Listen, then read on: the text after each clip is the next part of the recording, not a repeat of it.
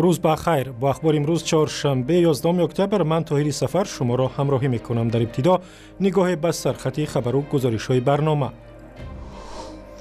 در تاجیکستان داوطلبان مهاجرت به امریکا سال به سال زیادتر می شود. سبب ترک وطن کردن و به آن طرف اقیانوس رفتن تاجیکان در چیست؟ تاتیانا بیچکووا تا هنوز نمیداند چرا پسرش دلیر کار در روسیه را کنار گذاشت و به عراق رفت. او 2 سال باز هیچ خبری از فرزندش ندارد. باشه مثلا دسترخوان میشیش بسم الله امی اپوتا میخور بسم الله نمیگفت.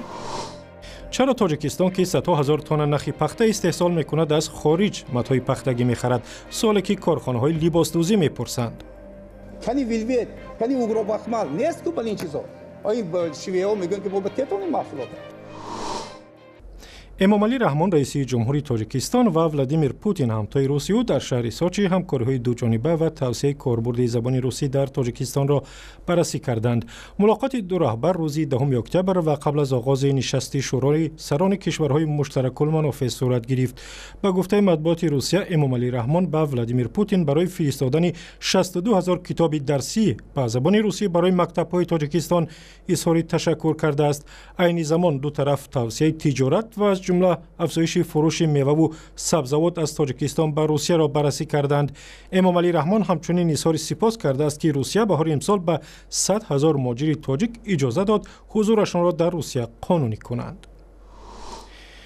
در امریکا اولی ماه اکتبر آزمون دریافت کارت سبز یا حق مهاجرت به آن کشور شروع شد و از سراسر جهان امسال 50,000 نفر شانس دارند حق مهاجرت و کار در ایالات متحده را پیدا کنند.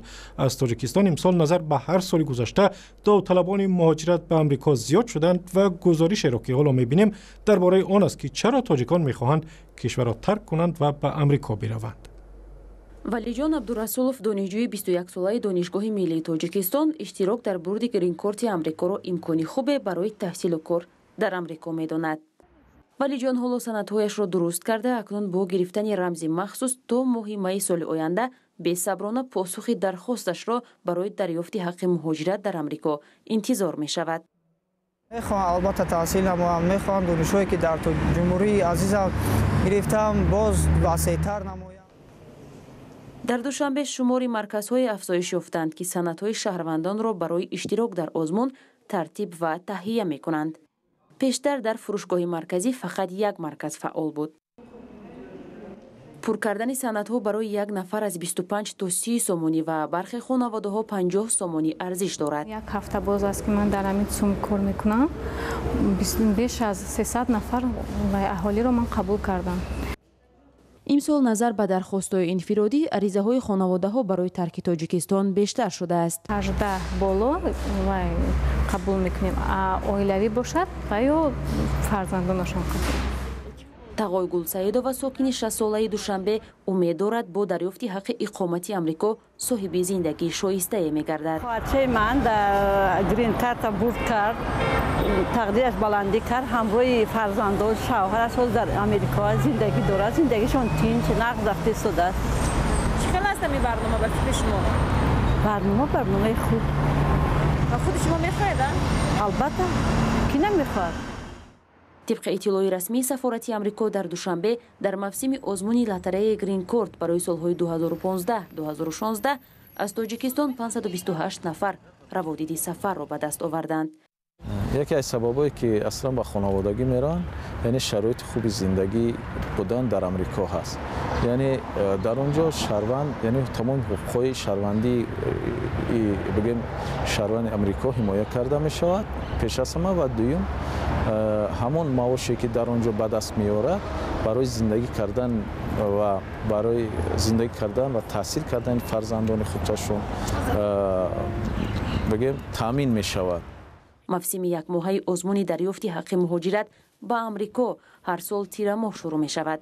با واسطه این برنامه تا حال بیش از 10 میلیون ساکن شوروی سابق امریکایی شدند. و صحبت را درباره امریکا ادامه می‌دهیم. کاخ سفید میگوید قرار است تا آخر همین هفته دونالد ترامپ رئیس جمهوری ایالات متحده استراتژی کلی در قبال ایران را اعلام کند. اگر دونالد ترامپ سازش اتمی با جمهوری اسلامی را تایید نکند، در آن صورت وکیلان مردمی امریکا 60 روز مهلت دارند تحریمات متوقف شده به ضد ایران را از نو اعمال کنند. در این باره صحبتی داشتم با حنا کاویانی، همکارم از رادیوی فردا که این مسئله را پیگیری میکند. نخست از حنا درباره پیش بینی ها پرسیدم که دونالد ترامپ آیا سازش اتمی را تایید میکند یا نه. اون چیزی که خیلی بیشتر راجبش صحبت میشه اینه که احتمالاً تایید نخواهد کرد رئیس جمهور آمریکا این توافق رو، اما اینکه چطور تایید نخواهد کرد و اینکه پیامد و بعد از اون چه خواهد شد الان سوال هست. اینکه آیا فقط اینکه رئیس جمهور آمریکا به کنگره گزارش بده که ایران نقض تعهد کرده، پایبند نبوده، این به معنای بیرون رفتن آمریکا از توافق باشه یا نه زیر سوال هست. به هر حال اونچه که هم در داخل خود آمریکا و هم مقام‌های کشورهای دیگه از جمله ایران دربارش صحبت می‌کنن این هست که این روندی که رئیس جمهور باید به کنگره گزارش بده یک روند داخلی آمریکاست و به هر حال این یک توافقی است که بین 6 کشور و ایران به دست آمده و باید دید که این روند داخلی آمریکا چه تأثیری بر کل این ماجرا خواهد گذاشت. مسئله اینجاست. خب واکنش‌های تاکنون از طرف ایران بوده است و حالا چی میگویند در صورت تایید نشدنی برجام یا توافق هسته‌ای ایران با قدرت‌های جهانی ایران چی خواهد کرد؟ ایران منتظر خیلی زیاد در طول هفته‌های گذشته تیم دیپلماتیک ایران در نیویورک بودن به خاطر مجمع عمومی سازمان ملل متحد. وزیر امور خارجه ایران بارها مصاحبه کرد، سخنرانی کرد در طول هفته‌های گذشته، یک مقاله‌ای رو باز در روزهای گذشته منتشر کرده و یک نکته رو خیلی زیاد تاکید میکنه و اون هم این هست که نقش اتحادیه اروپا بسیار پررنگ هست همکنون. اگر آمریکا تصمیم بگیره که بگه که من این توافق رو قبول ندارم، اروپا چه کار خواهد کرد و منتظر اقدام اروپاست. ایران بارها تو این هفته ها گفته که ما گزینه‌های مختلفی رو داریم از جمله خروج از برجام، اما همچنان منتظر بقیه بازیگران این توافق هست تا ببینه اونها چی کار میکنن. و گفتگوی کامل در این باره به زودی در وبسایت azadi.org و هم کانال آزادی ویدیو در یوتیوب نشر می شود.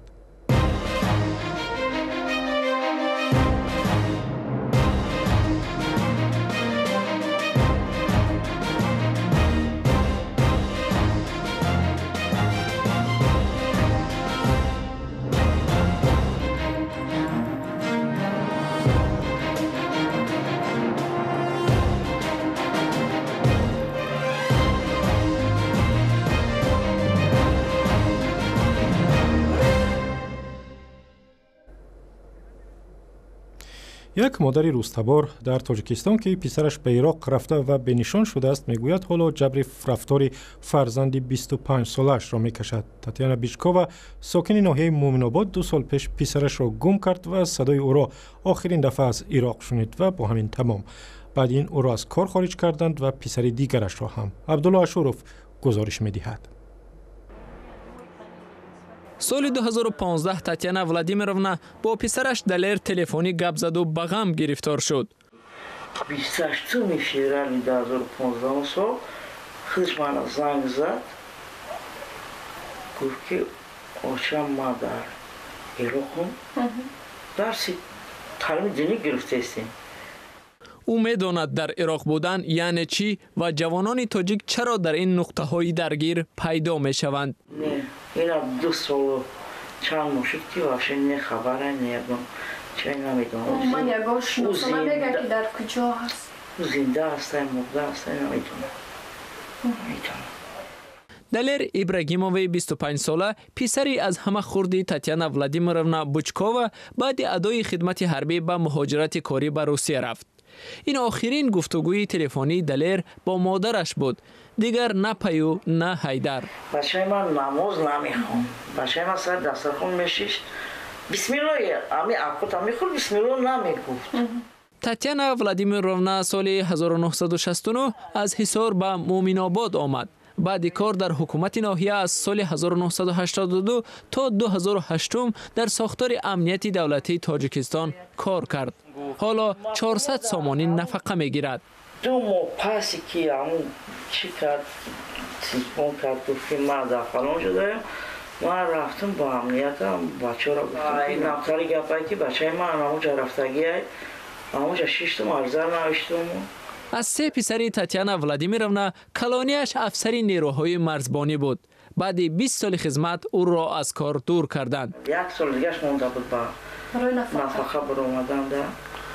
میگه ایروی همین بچه مایدکیم داروی دلیل شده. امورا از کار بازد کردن. پرسش هست که دویم در زبان تاتیانا ولادیمیرونا میپیچد. چرا وقت دلیر خواست به عراق برود فکر آنها را نکرد؟ امید دارد که روزی به این پرسش خود پاسخ می‌یابد.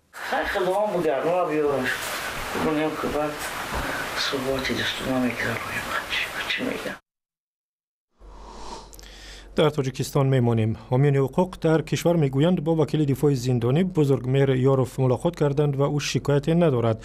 حسن الدین ندایف نماینده وکالتدار حقوق انسان در تاجیکستان به رادیو آزادی گفت روز 10 اکتبر هنگام ملاقات در بازداشتگاه رقم 1 در دوشنبه بزرگمهر یاروف گفته است که در واقع او را برای رعایت نکردن قاعده‌های زندان به اتاق تنبیه بردند ولی شکنجه ندیده است. قبلا گزارش بود که وکیل دفاع تاجیک را شکنجه می‌کنند. بزرگمهر یاروف که از حقوق اعضای ریاست حزب ممنوع نهضت اسلامی حمایت میکرد سال 2015 با گناه ترغیب افراطگرایی به بیشتر از 20 سال زندان محکوم شد. حامیان حقوق میگویند پرونده یاروف سیاسی است. در تاجیکستان که سالانه 100,000 تن نخ پخته استحصال میکنند شرکت‌های لباسدوزی میگویند از خارج متای پختگی میخرند چون در داخل نمی‌یابند. تاجیکستان که زمان شوروی فقط برای استحصال اشیاء خام و از جمله پخته استفاده میشد با وجود گذشت 25 سال از استقلالش کارخانه‌های بزرگی کار کرد و استحصال متا ندارد. گزارش را که حالا می‌بینیم درباره همین مشکل است. مشکلات ساحه نساجی در تاجیکستان کم نیست. تنها برای نامبر کردن آن چند ساعت وقت رفت. بالا بودن فایزی قرض‌های بانکی تا 25% سالانه تجهیزات‌های کهنه از مشکلات اساسی این ساحه نامبر شدند. در کشور عین زمان تنها یک کارخانه کشبافی فعال است. این کارگاه تنها چند درصد طلبات بازار داخلی را تامین می‌کند. هر یک ناحیه به یک کارخانه کشبافی باشد. برای آنکه با امروز 9000 تن پریاج برآورده ایستادیم. 99% همون ما خارج به اکسپورت کرده ایستادیم. برای چی کشور متا استحصال نمی کند شهر دادن دشوار است. در تاجیکستان تنها در سال گذشته 90,000 تن نخ پخته استحصال شده است. اما با این هم شرکت های دوزندگی مجبور هستند متا را از خارج خریداری کنند. اساساً از ترکیه و چین. ضمناً پخته تاجیک محض به همین کشورها برای کار کرد فرستاده می شود. کنی چیت برای دوزنده، کنی ساتین برای دوزنده، کنی مادپلان برای دوزنده، کنی ویلویت، کنی اوگرو بخمال نیست که این چیزا. این شیوه ها میگن که ما به تتون محصولات. با این حال نمی شود گفت تاجیکستان برای رشد این ساحه کار نمی کند. در دوام چند سال گذشته کشور برای حمایت از نساجان داخلی چند قانون را قبول کرد. برای صادرات پخته باجی گمرکی 10% جاری شد. کارخانه های سابقه دار از پرداخت انداز 10% از فروش و کارخانه های تازه تأسیس از پرداخت انداز برای 12 سال آزاد شدند. باج گمرکی برای وارد کردن تجهیزات نوین نساجی نیز بیکار شده است. در تاجیکستان قانون پیشبرد سیاست دولتی صنعت نساجی این سال قبول شد. از همه جالبش این است که در این قانون در مورد تأسیس یک خزینه رشد صنعت نساجی گفته می شود. ما صاحبکاران و عالمان امید داریم که فایز مبلغ های این بنیاد برای کارخانه های نساجی دسترس خواهد بود. راه حل مشکلات ساحه نساجی در برنامه درازمهلت ساحه باید درد شود. در این برنامه باید مشخصاً گفته شود که برای رشد ساحه نساجی چه مقدار پول ضرور است، در کجا چه مقدار کارخانه های نساجی را باید ساخت و از همه اساسی از کجا برای رشد این ساحه مبلغ باید پیدا کرد. و برنامه خبری اینجا به پایان رسید. سپاسگزاریم که با ما بودید. اخبار بیشتر در وبسایت ما در صفحه رادیو آزادی در فیسبوک و هم زمینه مخصوص رادیو آزادی برای تلفن های همراه.